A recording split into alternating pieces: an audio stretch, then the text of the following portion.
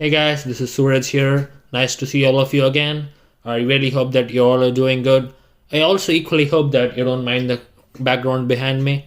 I know it's a little bit clumsy, but then I promise you that today's video is going to be very informative, or rather very interesting. And don't get misguided that I'm a nerd seeing the books over there. I'm not at all a nerd. So let's straight head into the topic. And I'm sure that today's topic is going to be pretty much interesting for all you guys. And it's about the coffee brand Starbucks. And as you all guys know, Starbucks is a very major brand all over the world, and they have expanded into many countries in and around the world.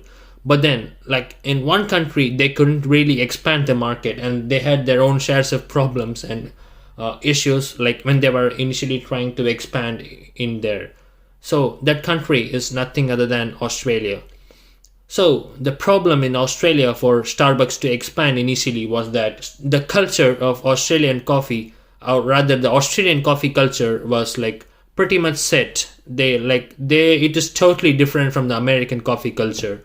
For example, if you go to the local coffee shop over there, the baristas and everyone is they know each other very well, and it is more of an occasion where people meet in. For example, it can be friends for a friends meetup, or for someone, so for some acquaintances, or it can be anything, or it can be even for business and for a business meetup or stuff like that.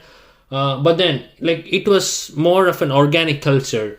It was involved more lot of people into it. Say in contrast to the American culture, where it is more of a sugary drink which is served in a very big cup. But that's not the case in Australia. When Starbucks moved into Australia in the year 2000, they opened their first store in Sydney, and from that point of time, they really started expanding at a very exponential rate. They almost opened stores at every nook and corner of Australia, and the accusation which people place on Starbucks problem is that they almost started opening stores at a very fast pace. They didn't give people a chance to get used to the taste, or they didn't create an appetite for the people to actually crave for the Starbucks brand.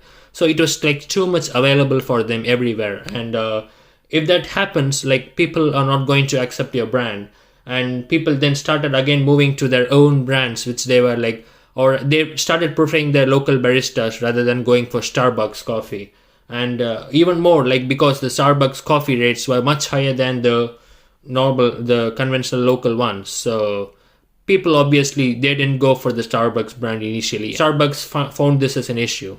Organizations all over the world should really consider the local culture of the country which they are moving into before they try and expand in that particular country. So, for example, in this case, Starbucks didn't pay enough respect to the existing Australian coffee culture, and that was the real issue which caused their problem of expansion in Australia.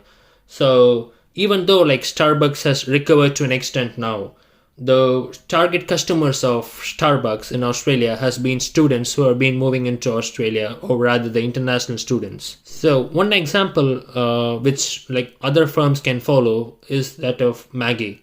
As everyone knows, Nestle opened Maggi, or Maggi was introduced in India in the year 1983, and at that point of time, instant noodles was not something which the people of India were craving for, or rather they didn't even want to try instant noodles in the first place. But then what Maggi did was, with their excellent marketing campaign and with the 2-minute noodles tag, they really created emotions with that of the schoolgoers, the college goers, and the working moms, so that they could really feed their children who are really hungry after a day at school or day at college.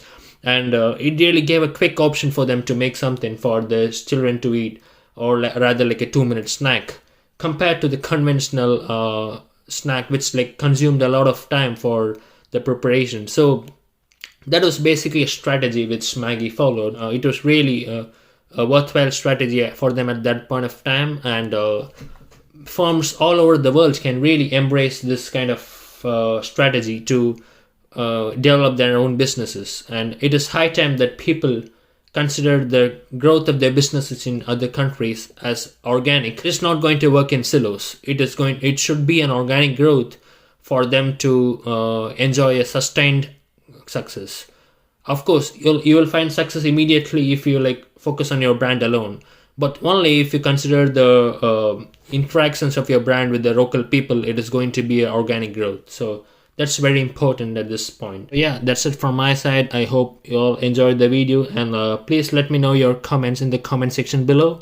And you can also like let me know like if you want me to speak some other topic, and I will be like more than happy to speak about it.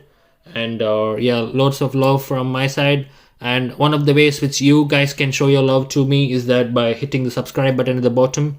And if you're not yet subscribed, please do that, and just go for it. Just hit the subscribe button. I don't mind if it gets damaged. So just kidding. Just go for it. Yeah, so the weekend is fast approaching, so enjoy the weekend, and see you guys in another wonderful video. Until then, it's Suraj signing off here. Cheers, love you all, take care, bye.